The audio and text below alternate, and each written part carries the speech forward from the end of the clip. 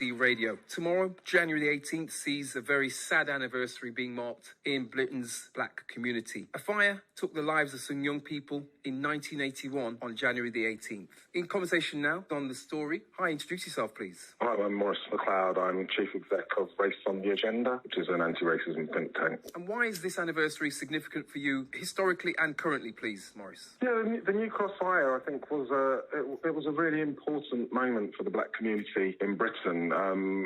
Sadly, it's not an incident that many white people or mainstream people kind of remember because, you know, it was seen as just sort of a house fire that sort of got forgotten. But for our community, I think it was a bit of a watershed. It was a moment where it was such a horrific thing for a bunch of children, teenagers, sort of 16-year-olds, to party, to die in that way, that we, I guess, as a community thought, right, well, there'll be some really strong action and, you know, people will be arrested and you know, the Queen will turn up and Margaret Thatcher will take and, you know, and none of that happened. And so it was the moment when we kind of realised, actually, maybe our lives aren't quite as important. You know, maybe our lives don't matter.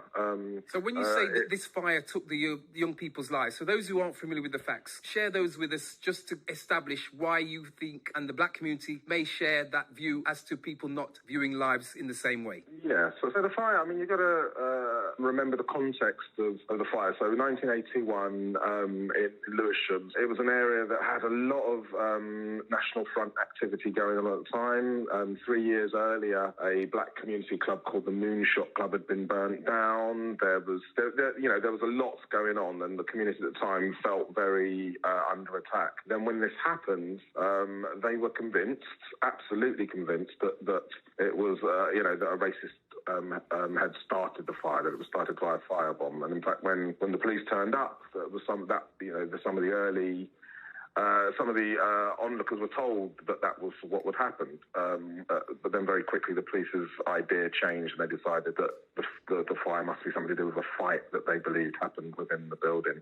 Now, obviously, we're talking from 40 years later. There's no way of us knowing one way or another. But what did seem really obvious was that it wasn't treated in the way that the community felt such a thing would have been treated if it were white kids. But I think that's what the bit that made it such a big deal and led to this day of action that followed, which had 20,000 people marching from South London up to Downing Street. It felt like a really important moment for the community, and there was a real sense of unity afterwards as well. And with that day of action, 40 years on from the fire, what lessons have been learned from that for the black community now, would you say, and for the authorities? Well, for the community, I think that day, I mean, and some of the activists who were there say this, that day showed them that, you know, we're not just sort of guests here. I think one of the chants was "come what may, we're here to stay." So I think that as a community, it's when we said, actually, we're here and we're going to make the best of it and we're going to stand together. When we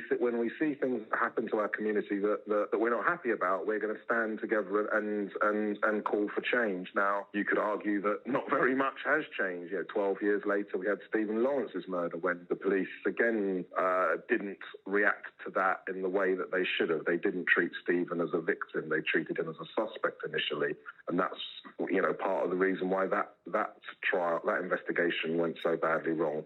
So it's not that there was a massive improvement on the side of the authorities, but what New Cross did do was tell us as a community that we can and must stand together when this sort of thing happens. The official report into the fire, what were the findings? Well, there were two inquests that both returned an open verdict. One just after the fire and one in 2004. Where in 2004 they found that the fire was probably started deliberately, but they didn't think it was from a firebomb and they couldn't tell where from, so they returned an open verdict. And from the family, I mean, we've heard this with the Hillsborough family and all sorts of tragedies that go on for a long time. Just not getting that closure is the thing, never knowing exactly why your loved ones aren't here anymore. But yes, so the official line is, we don't know. We'll have to leave it there for now. Maurice Mcleod from Race on the Agenda, thanks for talking to us about the 40th anniversary of the New Cross fire, which took the lives of 14 young people at a house party back in 1981. Thank you.